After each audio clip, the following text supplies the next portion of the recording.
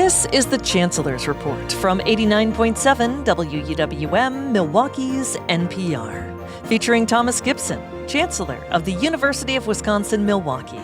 And here's your host, WUWM General Manager, David Lee. Hello, and thank you for joining the UWM Chancellor's Report here at 89.7 WUWM. I'm David Lee, General Manager of the station, and I'm here today, as always, with UWM Chancellor Thomas Gibson. Hi, Tom. Hello, David. How are you? I'm doing great. Super excited for our conversation today because we're talking about research, and we have a couple of guests here to help us unpack why research is so critically important, not only to any university, but particularly to ours and our research mission and access mission and everything else. So, Tom, why don't you tell us who we have with us today? Absolutely. So today with me, I have Abedi, Vice Chancellor for Research, and Jessica Silvaggi, the President of UWM's Research Foundation. This is, I think, a moment where we get to uplift the research part of our mission. We often talk about access, and so why the focus on research today? Well, for several reasons. First, we are celebrating 10 years of being a top-tier research university, and we are one of only 2 research universities in the state of Wisconsin. And research is happening all across our university in each and every discipline. And we know that students who participate in undergraduate research have better student success outcomes. And each year, more and more students are participating in undergraduate research. Is that a special thing that we're one of 2 R1 research institutions here in the state? Absolutely. It's extremely distinctive. There are, and I'm going to look at Abedi to confirm this, but I think there are less than 200 research universities across the country. That number may even be smaller. And UWM is unique because we enjoy a research access and community engagement mission. And research and access, they go hand in hand. How is that? Well, access affords students the opportunity to benefit from a research education at UWM. I believe that student success is an outcome of our research mission as well as a contributor to the mission. That's great, and I think that's something that we don't oftentimes think about, right? Is that how those 2 things really lead to the thing we talked about last month, which is student success, right? That's great. And just to add, just think how powerful it is to provide students who are admitted to the university through an access mission with a top-tier research-informed education.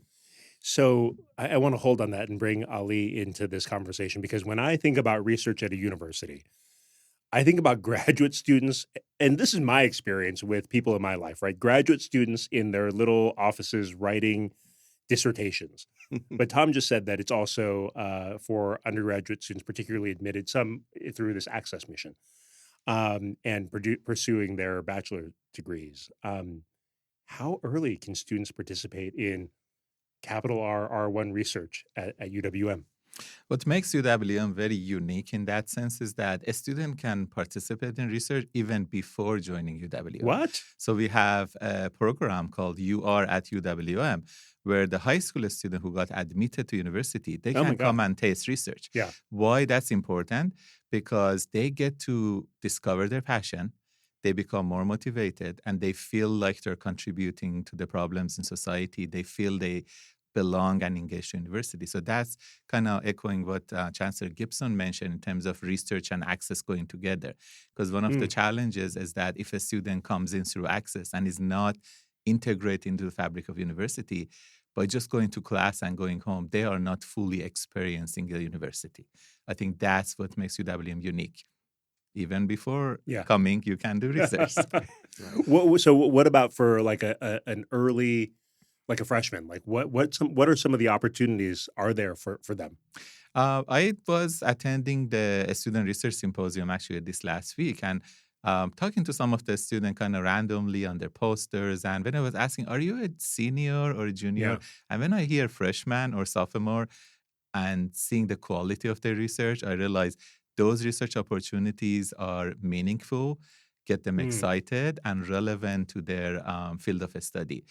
So in UWM, as I mentioned, all the way from high school to the senior year and the graduate program, obviously, we have opportunities for a student to get involved in research. And they will differ depending on the type of school they are. So if you're in business or education, etc., but they are all very meaningful and relevant to their work.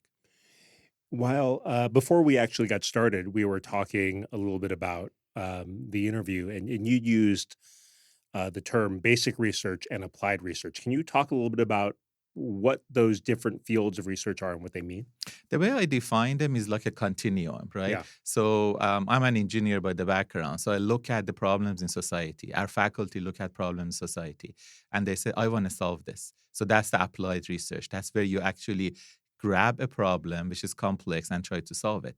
Then they come back and try to solve it. Then they realize, oh, I need a knowledge for this particular area, which is the product of the basic research. So the basic research is more fundamental sort of curiosity for learning and creating knowledge without necessarily knowing how this is going to be useful. But when you connect them as a continuum, you're basically solving societal problems by connecting the results from basic research into the real issues in the world. And lots of things we have today that we enjoy, like GPS navigation, computer mouse, or like your cell phone, all that, they all came out of a space research from Apollo mission. Right. And nobody knew those are going to come to this point. So all of the healthcare providing equipment, all that, they all are the applied piece, which are based on that basic research. Is there like applied research in things that are outside of the hard sciences? Like, could you do applied research in like the field of theater or, arts? Yeah, Yes. absolutely. Yeah. So I can give you one example. In my previous life at University of Maine, I was a director of a center where the artists, scientists, engineers, and business people come together. Oh, wow. And they created these innovative things that they look good. Yeah. They're functional, but they look good. Oh, One sure, of the products I can give as an example is that where the artists would be very useful is that people who are prone to fall due to loss of balance or things like that in hospitals, they refuse to put their helmets on because they look bad, right? Yeah. So Yeah. we brought fashion designers, we brought artists to make those helmets look cool so they can put. Just imagine that compliance added because of art coming to the picture, just solve the problem that engineers couldn't solve. So I would say research in all disciplines are definitely pushing the boundaries to the next level. That's really exciting. Jessica, let's bring you in here on this conversation. What role does the UWM Research Foundation play in transitioning research from a theoretical idea to a tangible product, as Ali was just talking about? Right. So the Research Foundation is what we call a technology transfer office, or I call it a technology commercialization office. So we are taking these new innovative ideas, evaluating them in our office, figuring out, do they exist or not? Can we then protect them with patents, for instance, or copyrights? So we are, in fact, in that transition, that pathway from the early research. We even have a seed grant program to advance early research that has commercial potential. So we're helping throughout that whole development and then trying to get it into the hands of companies to make the real products for the world. How do you evaluate what the commercial viability of research? Yes, it's tough. So we do some market analysis. Yeah. We do provide a market report, but you also have to get it out and talk to customers For sure. or potential companies and get feedback. And they'll give you the reality check of, what are their problems. So like Ali said, we need to solve real problems. And we encourage the inventors to go through programs at the university through our entrepreneurship center to explore that customer market fit. Yeah. Have you helped? Can you give us some examples of some researchers that you've helped sort of have their research get taken to market?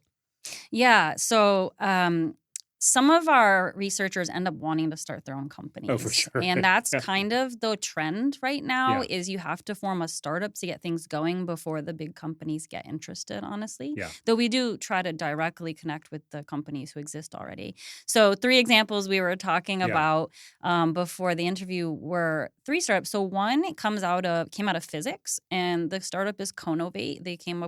They discovered a brand new material, a carbon material for lithium ion batteries. What? And they can make it through plant materials What? so that we wouldn't be dependent on China, for instance, for, Yeah. all of their graphite. The second one is in the pharmaceutical space. Estrogenics is working on a drug to help women in menopause with hot flashes and also memory loss.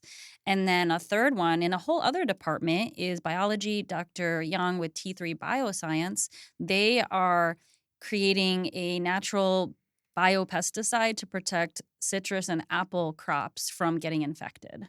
So these are just 3 examples. There's many more, but it can come from any department.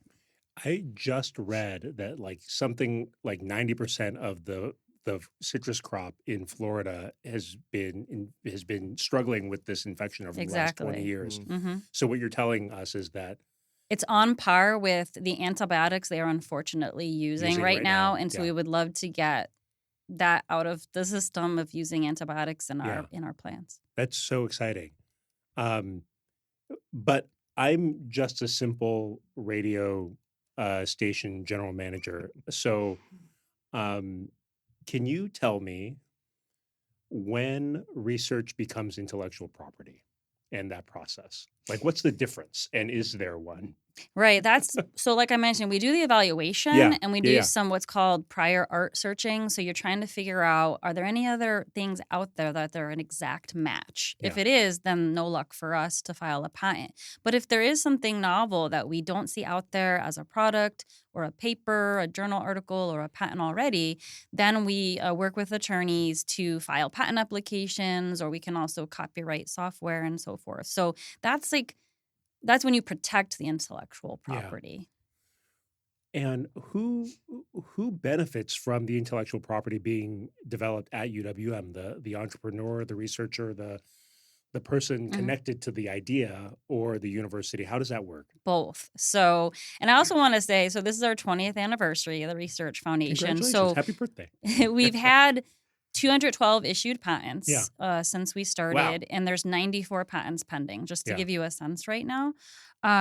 So what happens is once we get it into the hands of a company of any size, if they make sales, we have an agreement in place where we'll get fees or royalties, Yeah. and then we share that with the inventors. We share that with UWM, and some of that money to UWM also goes back into their research lab, so they, benefit from their own invention. And then we also keep some at the Research Foundation to then invest in the next great idea. That's really, really exciting. It's like a flywheel, ideally, right? Mhm.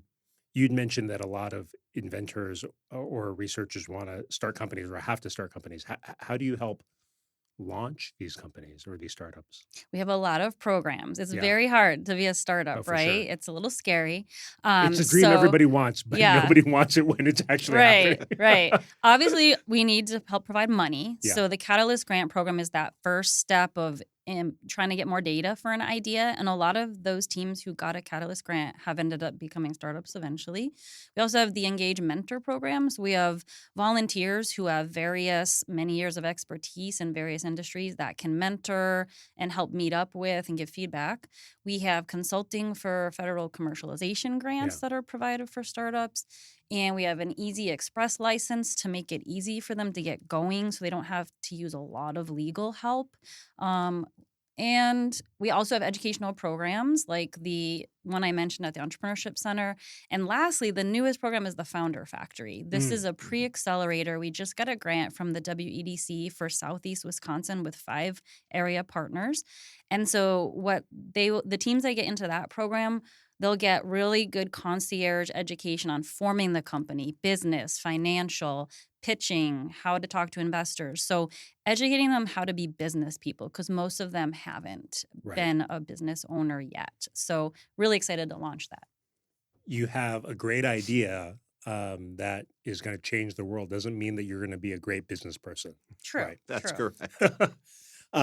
So we've just talked about how incredible a lot of the research work and the support for entrepreneurs has been at UWM, right? All of the great stuff that's happening. But we'd be remiss if we didn't talk about all the cuts to research funding that's been happening at the federal level. How's that affected UWM and our research programs? Well, just last summer, UWM experienced the termination of approximately 27 grants. We were able to restore a few of them, but I'm thrilled this year. Despite these terminations, we have a slightly higher research expenditure, and that's largely in response to our research faculty writing more grants, Yeah. proposals, and acquiring greater sums of grant dollars. So that's leading to our ability to have an upside in this moment. Ali, what would you share?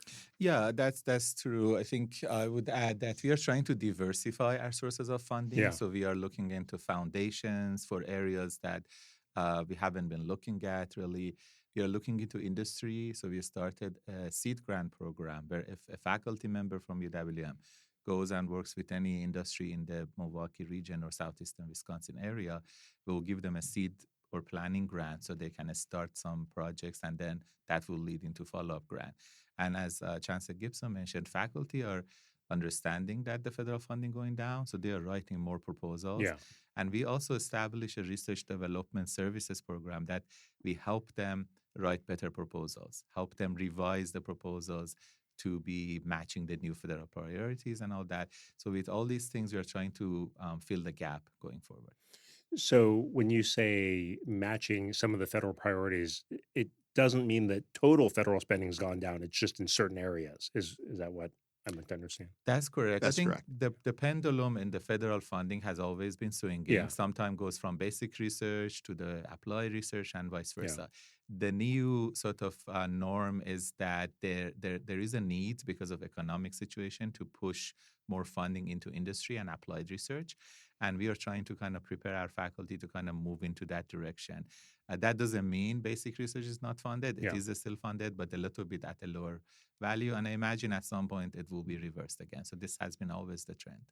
You've touched on this a little bit, but businesses obviously have research and development programs.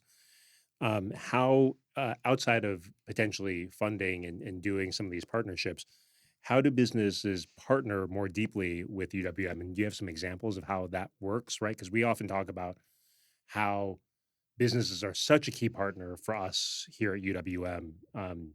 What in the research world, how does that show up?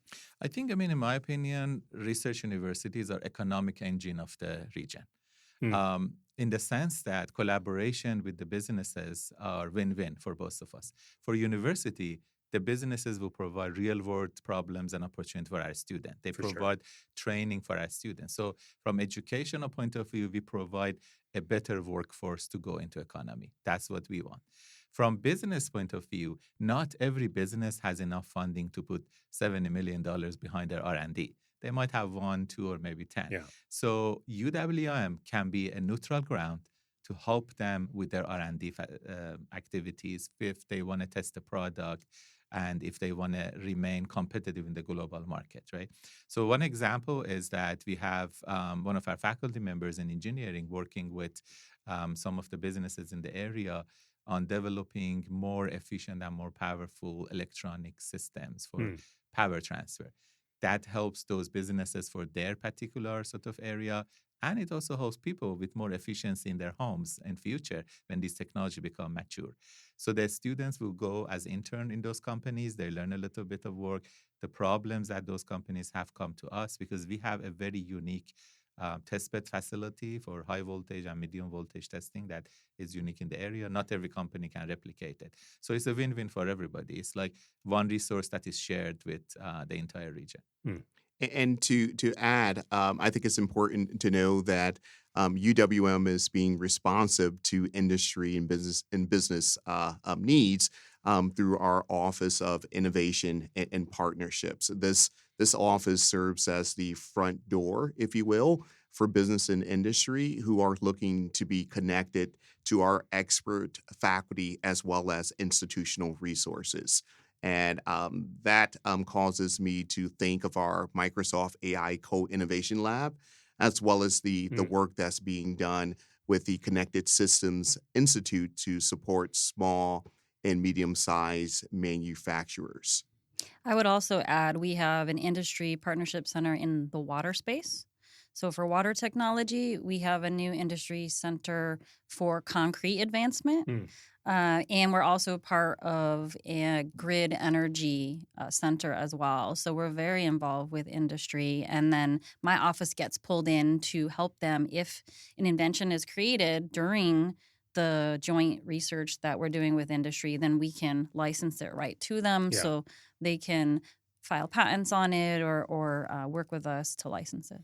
I'm really struck by this idea of like industry partnerships, right? Because I view industry as competitive, and we're trying to solve the challenges of society, whether it's like environmental with concrete or water, whatever, right? Electricity generation, power generation, transfer. How does the research function in that sort of competitive space? And then like how do you my feeling though is that like every other research university in every other locality is partnering with industry on these same issues. Like how does that what's that vibe like, right? Like and what's that partnership look like? Yeah, that's a very good question. If you look at the technology readiness level of a product, it starts from very basic early level all the way to like becoming a product. That life cycle is a long time, right, in industry. We kind of jump in as university in areas that they don't want to risk right now. They have, let's say, 10 ideas. They want to maybe try 2 of them, and then they give us the rest. So we become more like a test bed to help them become more confident of continuing that level from TRL 1 to 10. So it's like a cost saving for them. Obviously, the speed of industry and the speed of university are different compared to each other. So you need to basically serve as like a triage for them, right? Some of these ideas may fail in the very early stages of development. And then they don't have to invest on something that they know is going to fail. So universities help, I would say, like an oracle to kind of predict for the industry what's going to happen in future. Because usually technologies in universities are way, way advanced compared to what is actually in our hand. In your phones, you have 5G today, right? So when I was in my previous institution, we were working on 7G. Nobody heard of it now because it takes 10 years before it comes out. So that's, I think, how we match our speed together. It's interesting.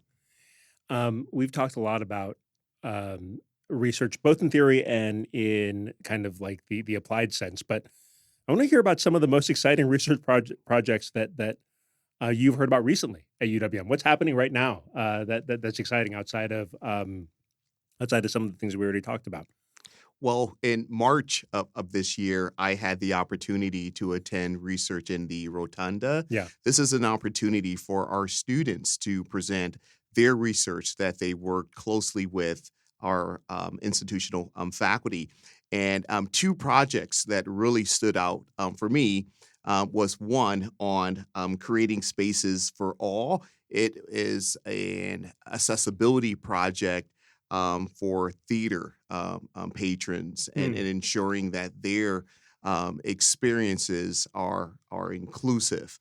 And additionally, the second project was on the impact of chemotherapy associated with liver damage on pancreatic cancer. So that is a really good example of both applied as well as basic research. And our students were just extremely impressive. And our faculty certainly did a wonderful job in mentoring them. Well, this has been a really fun discussion, a really eye-opening discussion. And as somebody, again, who's just a simple man, we're really excited to learn a little bit more about all of the new knowledge being generated and being applied at our institution. Would love to keep this conversation going, but unfortunately the clock won't let us. But we do wrap up every show here by sharing the coolest thing that we've done or experienced in the past month. Chancellor, let's start with you. So I had the opportunity to attend UWM's annual scholarship reception. And that event afforded the opportunity to get to know more of our students who are excelling in their studies and are truly role models at the institution, and obviously they're scholarship recipients. It also allowed me to thank the various donors for investing in our students and for recognizing the talent that's in them at UWM. That's really All in all, it was a That's super exciting. fantastic event. Yeah. Jessica?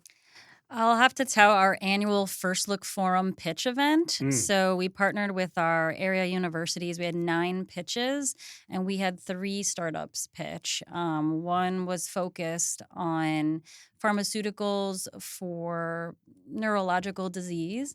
One was the use of algae as a biosensor to detect chemicals like PFAS in the environment. And then the third one was a new way to quickly give IV medications all at once in a safe fashion, avoiding contamination, say out in the field or in emergency medical care. So it went great, and I'm so excited to see how they go from here. That's exciting. Ali? I want to give a shout out to our graduate school, because when I attended 3-minute thesis competition, I was kind of expecting a student will stumble. They will not be able to talk about the entire thesis of hundreds of pages in 3 minutes. But I was blown away by the professional presentations the student did, because part of science is making science. The other part is how to communicate it with general public. And me not knowing anything about those areas, I felt I understood what they were talking about. So that was one of the highlights of the events I have attended this past week. That's really great. So for me, we had the opportunity to host NPR's Lake Effects hosts Tanya Mosley in a conversation with Maria Peralta Ariano, who's our Eric Vaughn Fellow, in a conversation together at the Union. And we got to bring together 200 people to have this conversation between 2 generations of journalists to talk about, the where the work is going, where it's been, and I think it was just such an inspiring event. So that was super fun. That's fantastic. Well, it was so great to have all of you here and to learn a little bit more about all the research work that's happening at UWM and all the great stuff that's coming down the pipeline. I can't wait for all the stuff that we haven't even heard about yet, and it's going to be a lot of fun. Thank you all for joining us. Thank you, David. Thank you. Thanks. You've been listening to the Chancellor's Report featuring Thomas Gibson, Chancellor of the University of Wisconsin-Milwaukee. If you'd like more information, go to uwm.edu/chancellor.